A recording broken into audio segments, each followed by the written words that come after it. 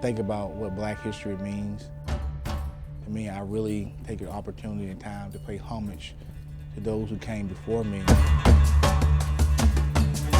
Remember what they had to endure and the sacrifices that they made. They were law enforcement officers, but they also were very limited in their authority. They had to endure some historical struggles. The impact that Officer Cox and Officer Samuels had, at that time period makes it a whole lot easier for me to be in this position today.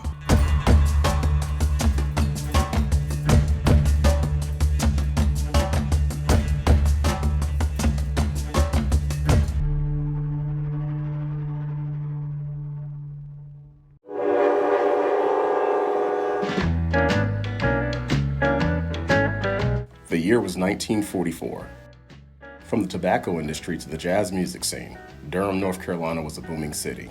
It was a pivotal point in African-American culture. You had the Black Wall Street. But it was also a time of segregation, when Black residents were fighting for the same rights as other residents. In the Hayti district, residents called on the city to provide the African-American neighborhoods with more police protection. The citizens of Durham, I said, we paying taxes, why do we have Black officers? So they decided to have some. On July 1st, 1944, Clyde Cox and James B. Samuel were hired as the first two Black officers in Durham. A pivotal moment with DPD, but the road ahead for those two trailblazers would not be an easy one. Okay, first of all, they didn't have a vehicle. They didn't have a pistol. In the beginning, both Cox and Samuel were only allowed to patrol the Hayti district on foot. They weren't allowed to carry a gun, and they were limited on who they could arrest. They were law enforcement officers, but they also were very limited in their authority. You were bestowed the authority and the power to police, but you could only police your own people. They were not allowed to arrest anyone that was not Black. Things that they had to endure for that time period, just the same things that all Black people had to endure at that time. They only had to do it as police officers, so it was a whole lot tougher for them because at that day and age, they couldn't even eat or use the bathroom or even, dress at headquarters. So imagine trying to police an area where you were under scrutiny, you're always, looked at in, different types of ways. Pretty soon, they gave him a car, gave him a pistol, and a uniform. And bits and pieces they gave him. Not all at once. As the years went on, more Black officers were hired, and the Hayti police force grew. In 1951, Durham became the first city in the state to promote a Black policeman to the rank of detective, when Clyde Cox and Frank McCrae were promoted to detectives. That same year, James B. Samuel was promoted to the rank of second lieutenant. But the struggles and adversities faced by Black officers would continue for years, and they would not be allowed to make certain arrests or investigate certain cases until the late 1960s. We could arrest where I started in 1968. We could investigate a car wreck to 1966.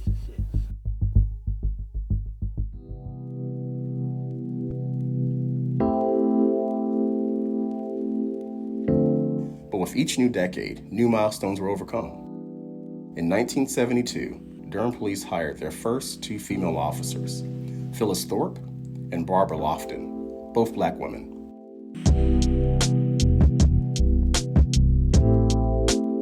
In 1979, Cleo Warren became the first Black officer to command a unit when he was selected as a commander of the Vice Unit. In 1988, Trevor Hampton was hired as the first Black police chief.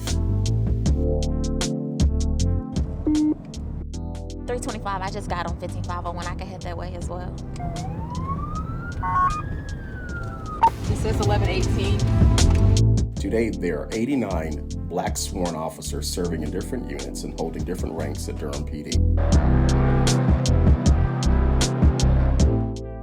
There are currently 5 serving on the executive command staff, including Chief Patrice Andrews, who was the second Black female chief to serve in Durham.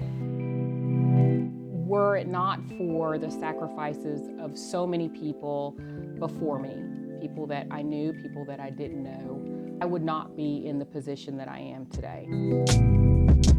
It allows us once again to tap into history to see where we've come from and how far we've come. But of course, there's always going to be a continuous fight for equality, for justice. For me, it's about being a catalyst for change, to use my platform as a sergeant with the Durham Police Department to reach minorities and women, to be used as an inspiration.